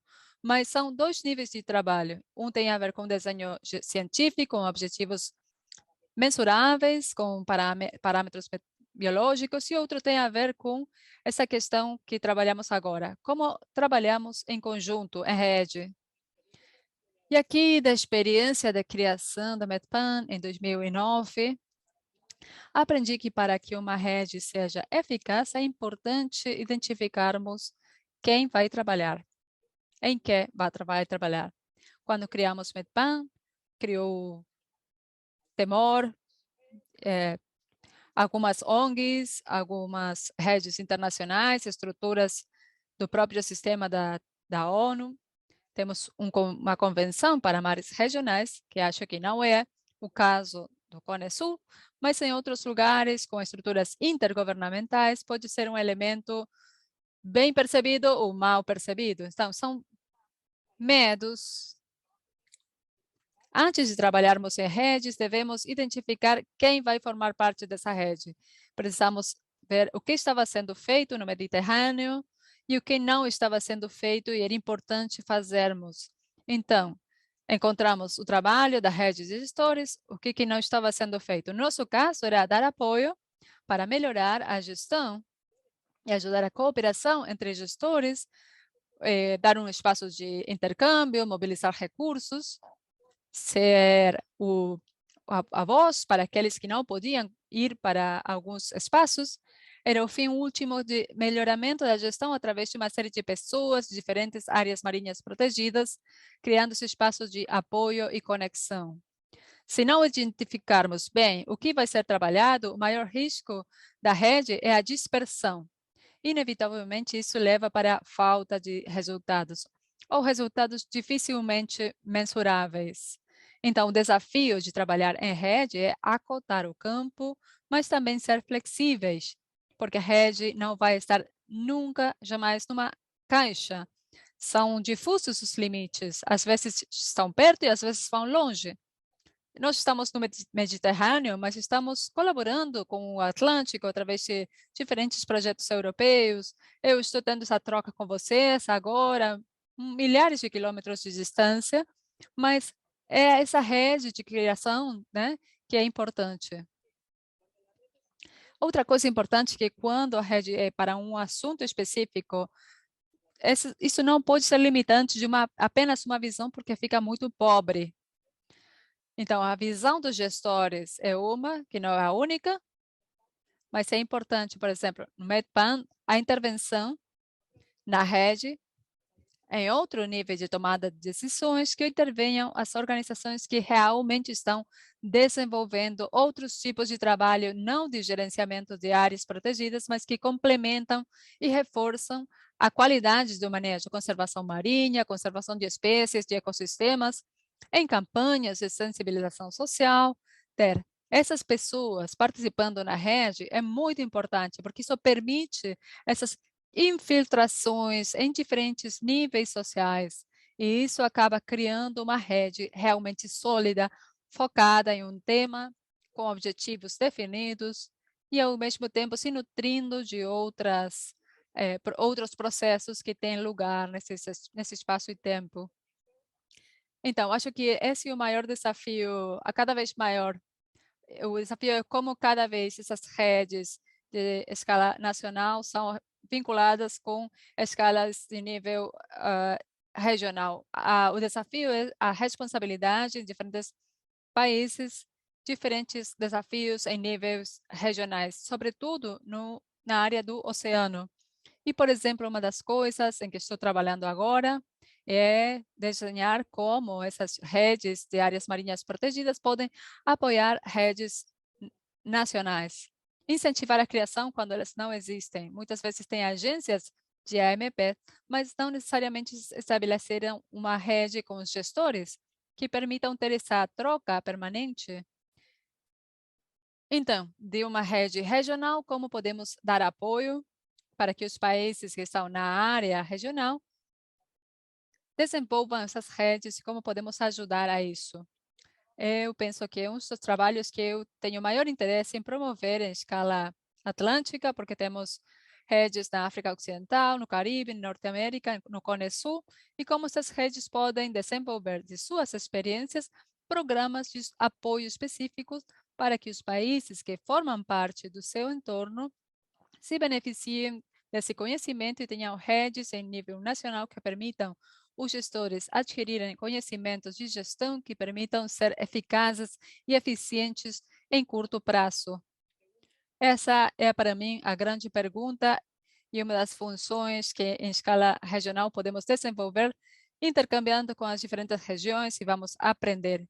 Eu estou aprendendo muito, escutando vocês, das suas experiências, e já tenho vários apontamentos. E acho que é um bom espaço, um espaço importante. Temos apenas um oceano. O ponto é que aquele que intervimos é diferente, mas as problemáticas são semelhantes.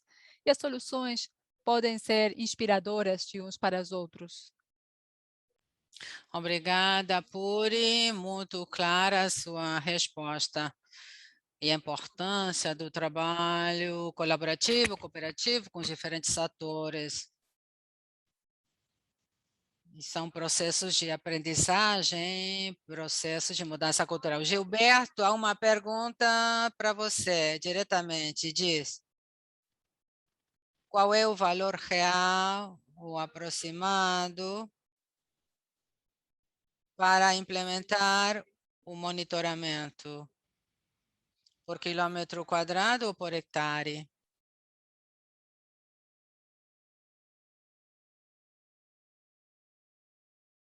Um pouco difícil, mas, bom, uma pergunta difícil, a gente começa sempre com depende.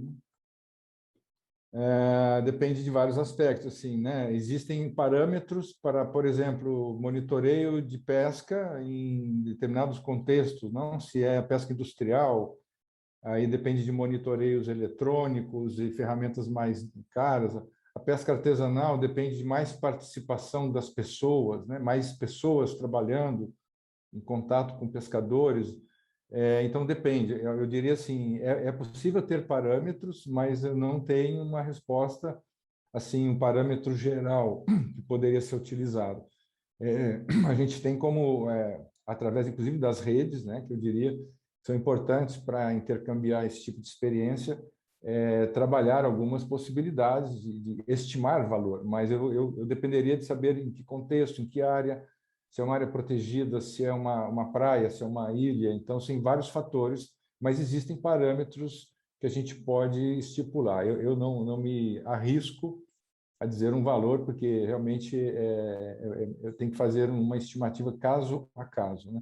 E um comentário só em relação a redes, eu vou dar um exemplo de uma rede que tem sido muito exitosa aqui no Atlântico Sul Ocidental, a rede de tartarugas marinhas, né? A rede Atlântico Sul Ocidental de tortugas marinhas, inclusive chamamos tortugas aqui no Brasil também, porque são dois países de língua espanhola, né? O Uruguai, a Argentina e o Brasil. Essa rede ela tem uma desvantagem que acabou se tornando uma vantagem, na minha opinião. Ela não tem fundo, ela não tem recurso. Nunca teve apoio. Teve apoios muito pontuais, né? Em uma reunião ou outra. Então, ela se formou realmente de um espírito de rede, né? Que eu acho que o que mais talvez a gente sinta falta, né? Quando as redes vêm prontas assim, né? É que às vezes do top down, assim, você não tem o espírito de rede, que as pessoas, né? Como a Puri citou, querendo contribuir com o espírito de trabalhar, de criar confiança. Então, essa rede de tortugas, ela nasceu, eu diria assim, de baixo para cima, né? Dos grupos que trabalhavam tartarugas na região, dos 3 países, e ela se estruturou sem recursos e continua funcionando até hoje, né? Com dificuldades, mas ela tem já mais de quase 20 anos, né? E ela segue existindo. E outra experiência ao contrário, né? Redes que vêm muito armadas, né? Em espanhol, muito prontas, elas também trazem o efeito bolha, né? Ela pode trazer o efeito bolha. Enquanto a rede paga as reuniões, custo das viagens, intercâmbio entre os técnicos, que é fundamental, um conhecer a unidade, a área do outro, isso tem custo, não é barato, e quando esse recurso deixa de existir, você não criou capacidade de mantê-la. Então, eu creio que o recurso disponível e uma rede que venha armada, pronta, ela tem vantagens e pode também ter desvantagens, que é quando ela retira o apoio, as redes se desintegram. Então, acredito que o espírito de rede e criadas de baixo para cima é mais interessante, mesmo que venha a ter apoios, obviamente, fundamentais, né, de organizações. Então, acho que são essas as dificuldades que a gente tem aí para estabelecer redes e elas terem vida longa, que é o mais difícil. Muito claro.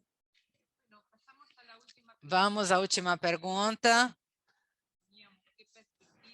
Que perspectivas existem para a cooperação regional quanto a áreas marinhas protegidas e a conservação do mar? Que pergunta, né?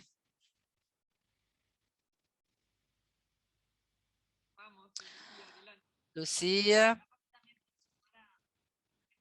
talvez, continuando com a pergunta anterior, né?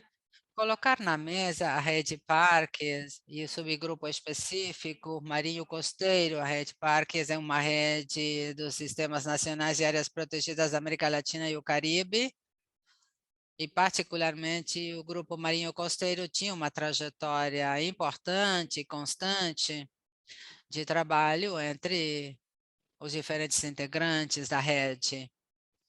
E, bom, os 4 países que integram o Cone Sul fazem parte e fazemos parte de uma sub-região. Então, queria frisar esse espaço de coordenação e de aprendizagem entre os países da região, que é de muito valor.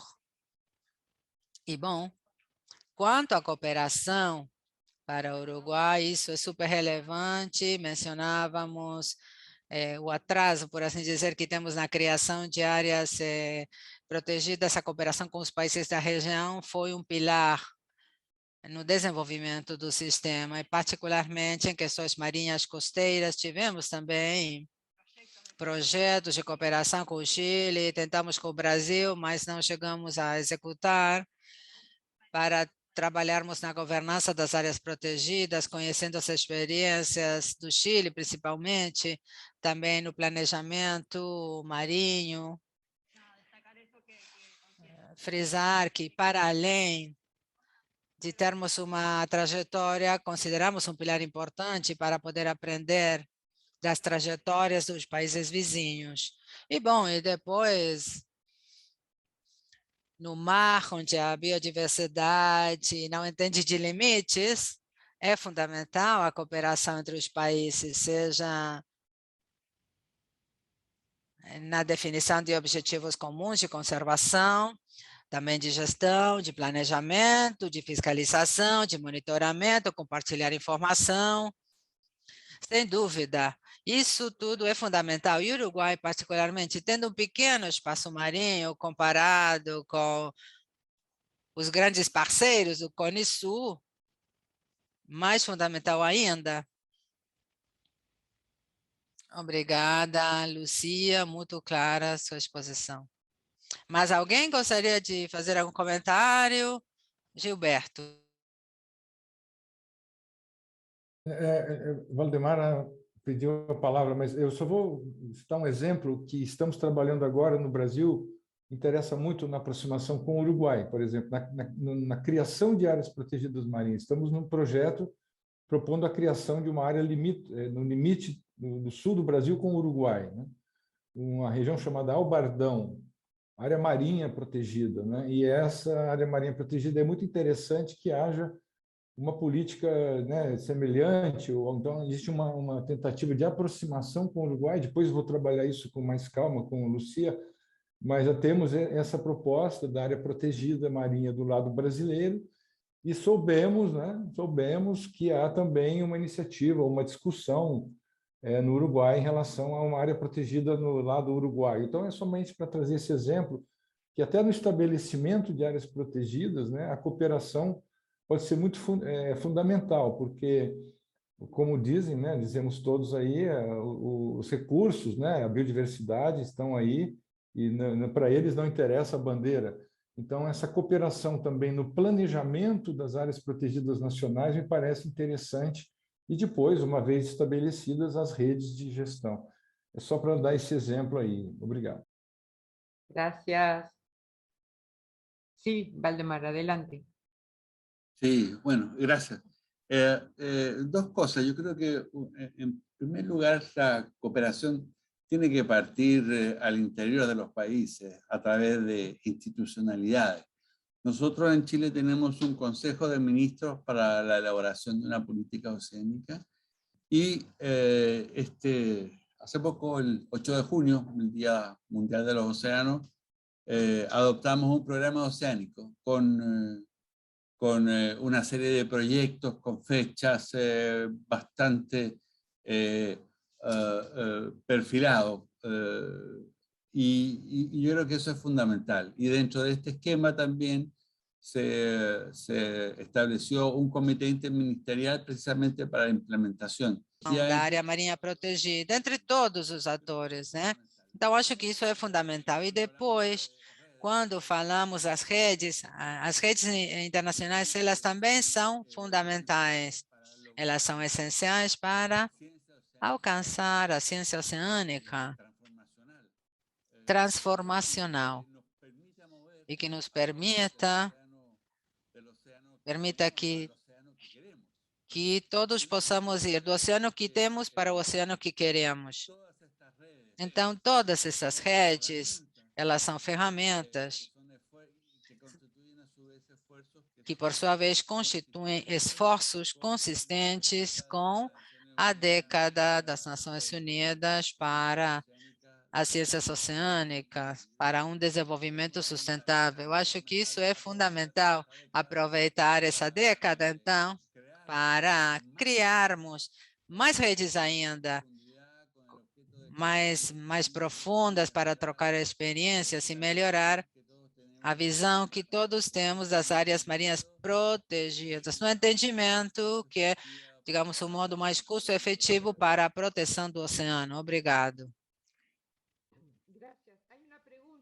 Há uma pergunta para Valdemar, de um participante, e diz o seguinte: poderia dar um pouco mais de detalhe por que as chancelarias devem ter uma função nessa conservação marinha e como vê os colegas dos países vizinhos a respeito dessa questão?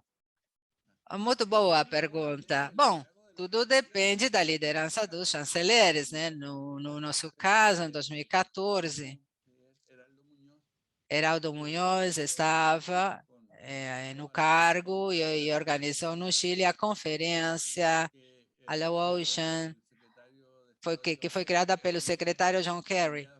hoje, digamos, Biden enviou também para a mudança climática atualmente. E ao sermos organizadores, a chancelaria, nós reunimos a Marinha, o Ministério do Meio Ambiente, a Serna Pesca, para que liderem como exemplo, por conta da reunião que a Our Ocean foi organizada no Chile em outubro de 2015.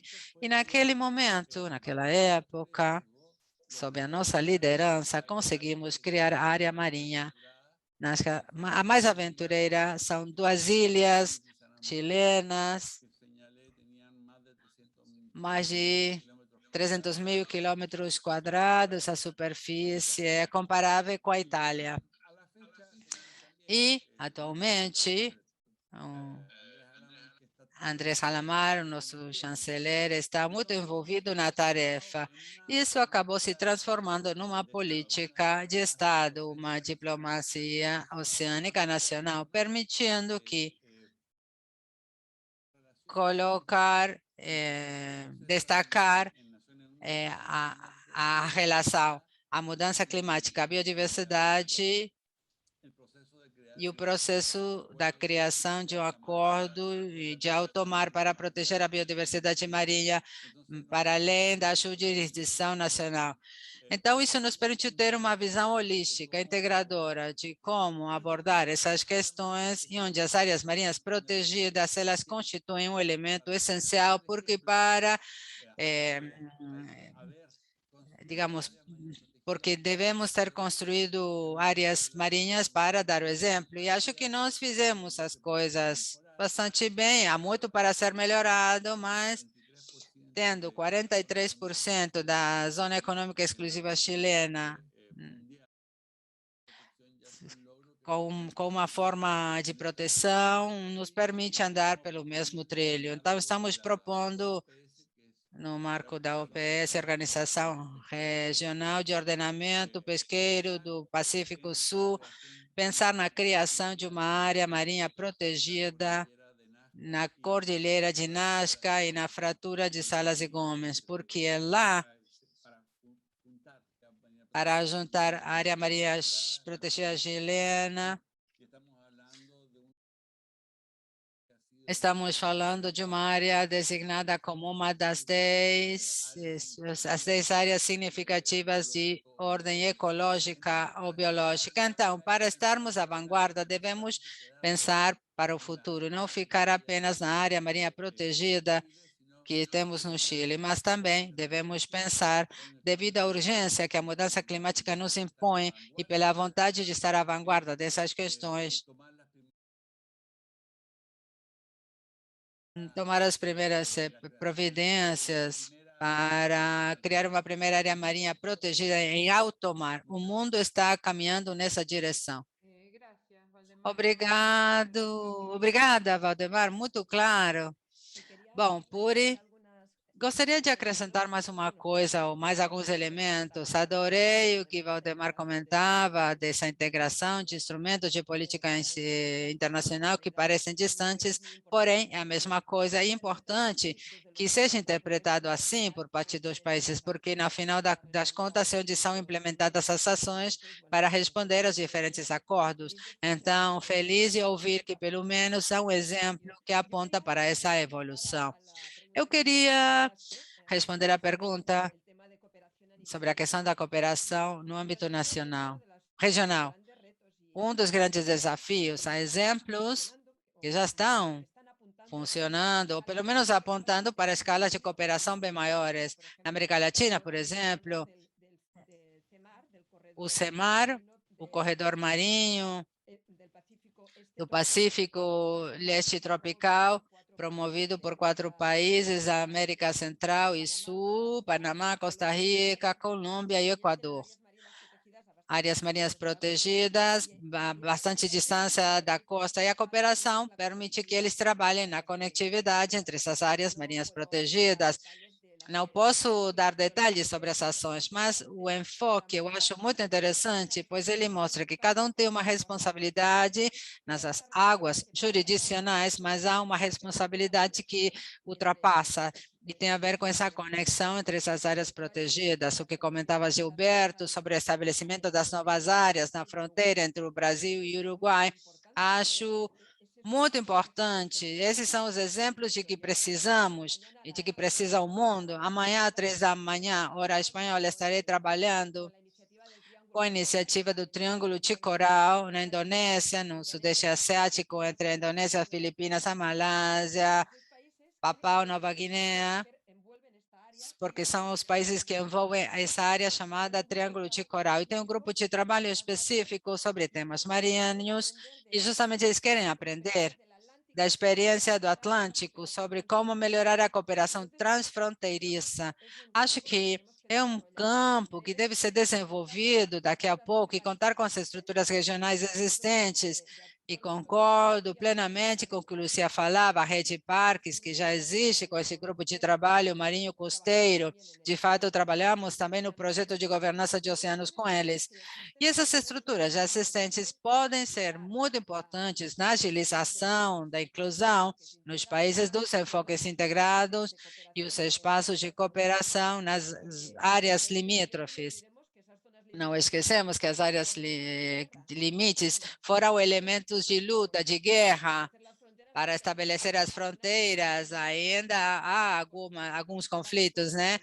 Quanto às águas jurisdicionais, e justamente a conservação abre a porta para o contrário, para cooperar, para deixar de ver essas águas são minhas, essas águas são suas, são águas de todos os países, 2, 3 que estão aí nessa rede. Quando não estamos falando de exploração, podemos mudar a percepção do que deve ser feito e não feito. Isso nos leva a debates que podem acontecer em diferentes níveis.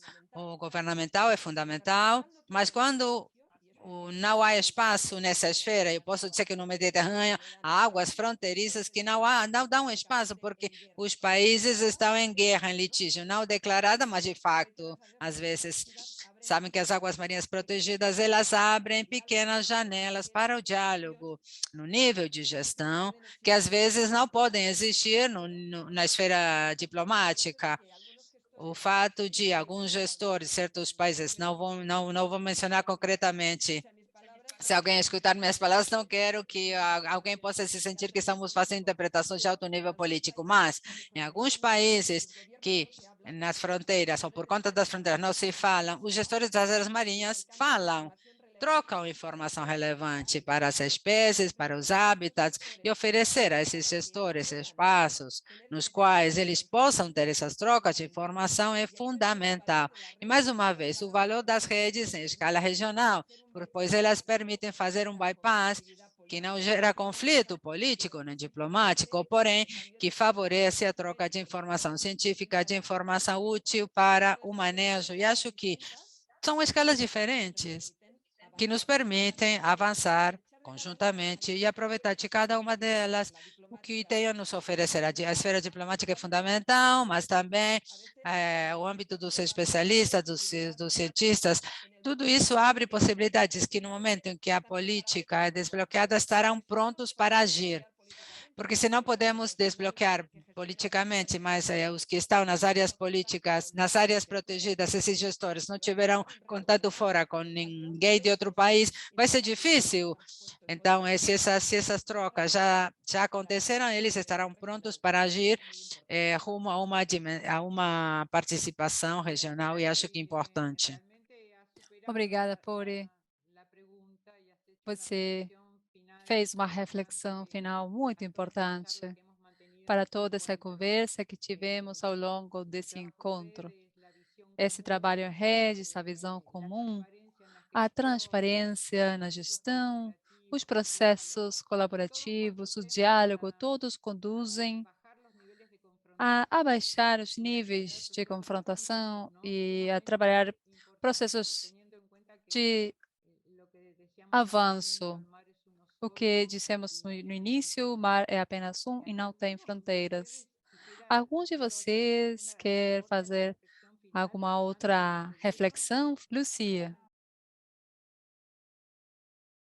Tomando nota do que o Gilberto disse sobre a cooperação e os desafios e as oportunidades para a criação de áreas marinhas protegidas perante a mudança climática, a proposta do Gilberto é uma proposta única, um processo de criação de áreas que com certeza vão compartilhar objetivos, processos de planejamento e depois de gestão, que considero que é uma oportunidade mais do que interessante de cooperação regional para atingir a conservação da biodiversidade no nosso espaço marinho.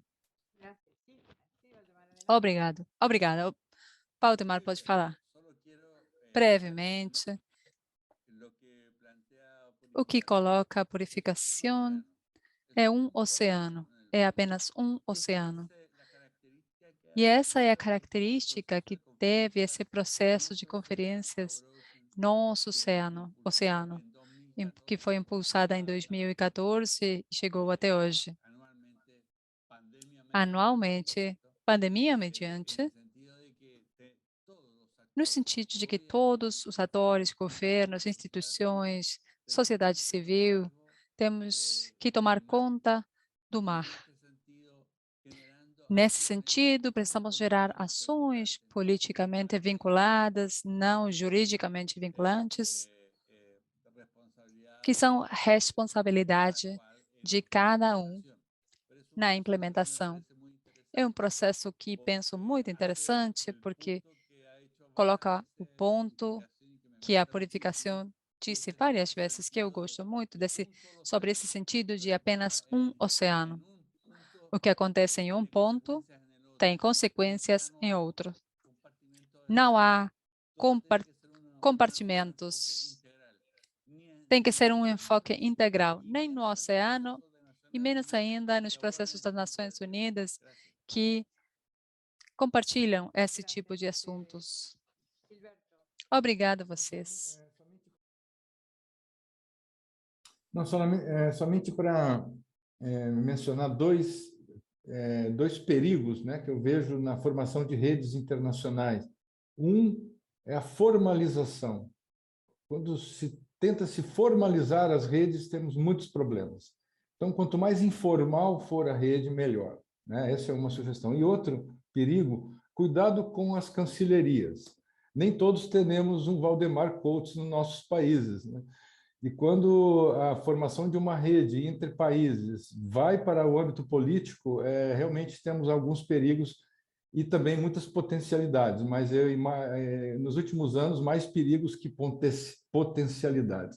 Então, é só esses dois comentários, né? Mas eu continuo crendo e apoiando, sempre participando da formação de redes, que, além de tudo, nos une como pessoas. Isso é fundamental, né? Nos conhecermos e trocar experiência após a pandemia, esperamos presencialmente, olho no olho. Isso é insubstituível para o fortalecimento das redes, na minha opinião. Muito obrigado. Obrigada, Gilberto. É importante isso. Talvez para diluir esses preconceitos com diálogos políticos e gerar esses processos de aprendizagem mútua, a importância de sustentar isso. Muito, muito obrigada. Foi uma honra. Foi muito fácil realmente dialogar com vocês e ter esse momento de conversa. Foi um grupo maravilhoso, com excelentes aportações, que apresentam maiores desafios para continuar trabalhando em conjunto. Antes de despedir-nos, queremos agradecer a toda a equipe, porque graças a esse conjunto de pessoas que estão acompanhando de muito tempo atrás para chegar nesse dia de hoje, Alexa, Santiago Caprovicas, Daniela Castro, Andrea Michelson, Andrés Milesi, Kleber Silva, Pablo Filippo, Guilherme Cañete, Leandro Camini, Maria Nube Cepegui, Nicole Hara, Francisco Morin, Marita Mokovotsky, Cláudia Silva e as intérpretes, Cláudia e Silvina, Inês Pereira, a responsável de comunicações do Fórum, que mobilizou todo o grupo, e as assistentes Paula Capozzi, Cecília Garcia Combo. Obrigada a todos. Esse foi o segundo webinário. Convidamos a todos a ver os documentos no site do Fórum, com a ilusão de encontrarmos todos juntos novamente bem breve. Obrigada e até mais.